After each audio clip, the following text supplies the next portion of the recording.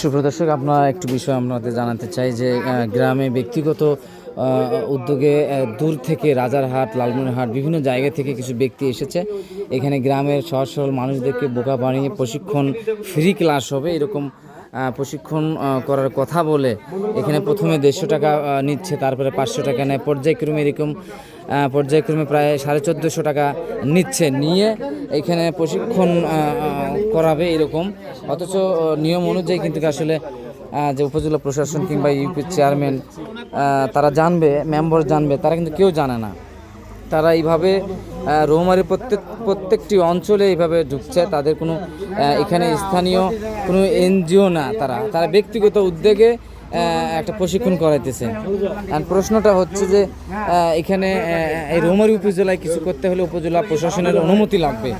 Union chairman কিংবা UP সদস্য যে তারা জানবে, কিন্তু তারা জানে না। তাদের না জানিয়ে গ্রামে গ্রামে এরকম করে তারা প্রশিক্ষণ করানোর জন্য মহিলাদেরকে একত্রিত করছে, টাকা পয়সা নিচ্ছে। আসলে এটি কতটা যৌক্তিক, এইখানকার এলাকাবাসী বলছেন যে এটা আসলে নিশ্চিত একটি প্রতারণা। তারা প্রথমে বলছে যে টাকা পয়সা লাগবে না, ফ্রি ক্লাস, 150 টাকা ফর্ম, তারপর হচ্ছে পর্যায়ক্রমে আরও 500 টাকা, এরকম পর্যায়ক্রমে প্রায় 1450 টাকা তারা নেবে। প্রশ্ন এখানে হচ্ছে যে তারা এই ভালো কাজ করবে কেন, তাহলে জনপ্রতিনিধিদেরকে জানাচ্ছে না? তাহলে জনপ্রতিনিধিরাই তাদেরকে সহযোগিতা করত। এই যে এখানে ভাই আসছে, যে এখানে তারা পরিচয় দিচ্ছে। ভাইজানের নাম কি? কোথা থেকে আসছেন? লালমনি। আপনার পরিচয়টা একটু? আমার নাম আব্দুর রহিম, ঠাকুরগাঁওয়ারি। ঠাকুরগাঁ থেকে এই কুড়িগ্রাম রৌমারিতে আসছেন। আর ভাইয়ের বাড়ি তো রাজারহাট, তাই না? আরেকজন ভাই যে আসলো, কই গেল? ওনাকে ডাক দেন।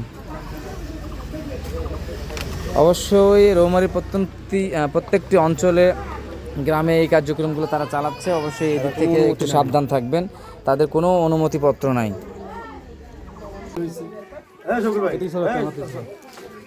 আপনাদের জেলা অফিস কোথায়?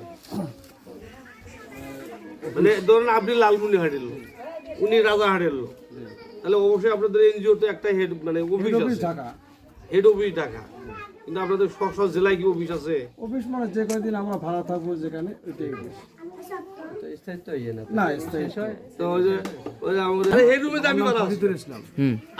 আমার নাম আজিব ঘোষ, বাড়ি আমার লালমনিরহাট। আচ্ছা। উত্তরা টেকনিক্যাল ট্রেনিং প্রোগ্রামে আমি কাজ করি, একজন সুপারভাইজার। আচ্ছা, এই কতদিন হয়ে আসছেন রৌমারীতে? এদের পরে আসছি। আপনাদের অফিস আছে? অফিস বড়াইকান্দি বাজার। কোনো অফিস নেই, আপনারা ভাড়া থাকেন একটা বাড়িতে, আমি শুনছি। তাহলে আপনারা তো এখানে আসছেন, যে কার অনুমতি নিয়ে আসছেন এখানে? এখন পরিচালক উনি, ওনার মেম্বার চেয়ারম্যান জানেন। আপনি কি হিসেবে ঢুকলেন গ্রামে? কেন ঢুকলেন? অবশ্যই আলোচনা পরিচালক করছে, তাছাড়া মানে মূল বিষয়টা হলো কি, আপনারা যে এই রৌমারী উপজেলায় কাজ করতে আসছেন, উপজেলা প্রশাসনের অনুমতি দিয়েছেন?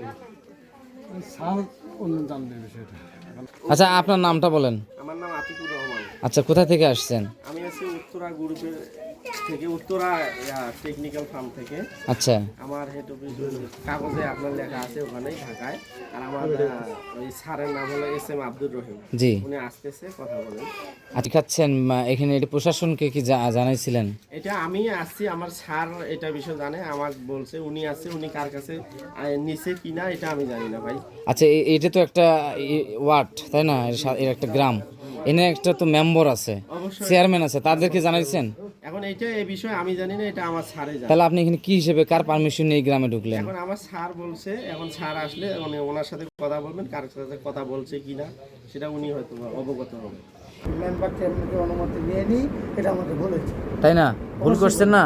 অবশ্যই বলুন। এখানে তো প্রশাসনের মানে যোগাযোগ করার দরকার ছিল, চেয়ারম্যান মেম্বারকে জানানোর দরকার ছিল। ওইটা অবশ্যই। তাহলে এই ধরনের কাজ